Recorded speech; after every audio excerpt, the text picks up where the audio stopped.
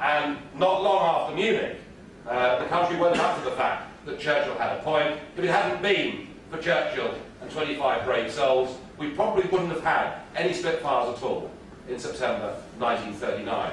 Churchill was right, and the entire political establishment was wrong. And I think this time round, my own view is that we're right, and that the entire establishment is wrong. But in a sense, what I think doesn't really matter. Because what I want above all is I want there to be, in this country, a free and a fair referendum.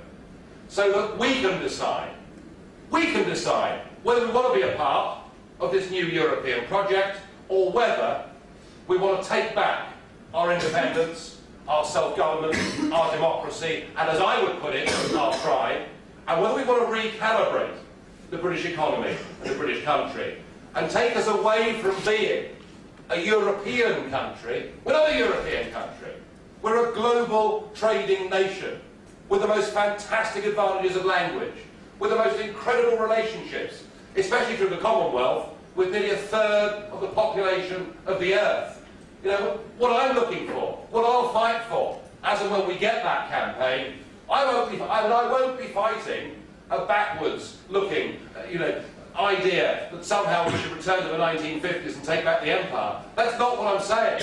What I'm saying, in a modern global economy, we need to be flexible, we need to be adaptable, we need to have a much, much lower level of regulation, especially on Britain's 3.5 billion small businesses. And in the 21st century, we have to be able to forge our own links and have our own deals across the globe, and not have them made for us by people like Peter Mandelson and the European Commission.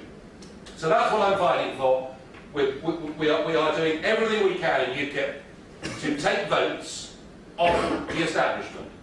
Doesn't always make us popular, and after all, we turn up from nowhere and tell the British people that this lot have told you a pack of lies for 35 years. I mean, they're not always going to be nice about us, but I would suggest to you that we are beginning to make some progress. I mean, okay, I know that European elections are contested on the basis of proportional representation, and I know that the European issue is salient in those elections, but I still think that for UKIP, a party that had been going for less than 15 years, for us in 2009 to come second across the entire United Kingdom in the European elections was one hell of an achievement, and the kind of thing that's never been seen before in British politics. And I think in the last general election, I have to say, I don't think UKIP fought the best general election campaign it could have done. But despite that, still 1 million people, still 50% more than last time round, turned out and voted for us. And from what I can see, from local council by-election results week after week, the level of support for our party is growing. And it's not just people on the right, there are people on the left too that will come out and vote UKIP, because they say this question of whether we govern ourselves matters much more than any other single political issue that we face in our country. So I've put my hat back in the ring to be leader of UKIP again. I did enjoy Lord Pearson of Rannoch's resignation statement when he said he was simply no damn good at it and he was going to retire back to his estate in Scotland. I mean, honesty like that is really rather good. My hat is back in the ring, and I am hopeful, I'm optimistic that next Friday I will get the chance to lead UKIP again, and I will campaign for us to have a referendum. I will campaign for us to be a free country. I will campaign for us to have aircraft on our 2 carriers. I will campaign for us to have longer and tougher criminal sentences for repeat offenders. And I will campaign for us to have less government. You know, if you want to smoke a cigarette in your local pub, and I do, if you want to go and hunt foxes, that's your business. That's for you and your conscience to determine. It shouldn't be for government to make those decisions. So they're the things that I'm fighting for. And I remind myself that the last time there was an attempt to force different countries in Europe with different cultures, religions, races, tribes and languages, the last time there was an attempt to force them all together without ever asking them whether they wanted to do it or not, and it was done in the name of peace. That project was started in 1920, and that country was called Yugoslavia.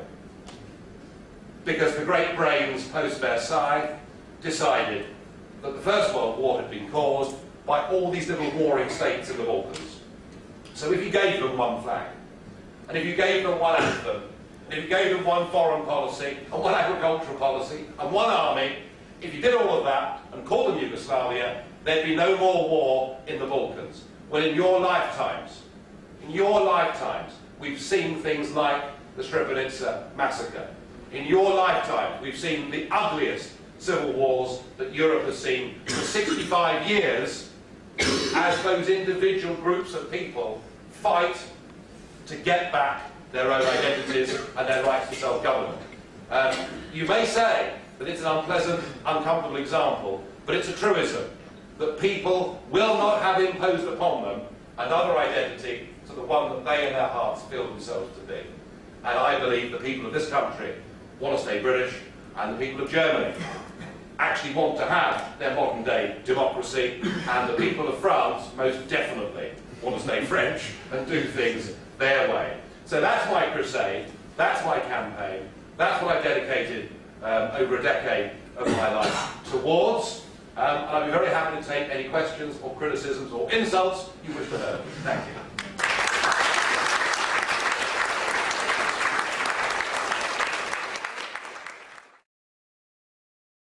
To find out more about who we are and what we stand for, go to the UK Independence Party website at www.ukip.org.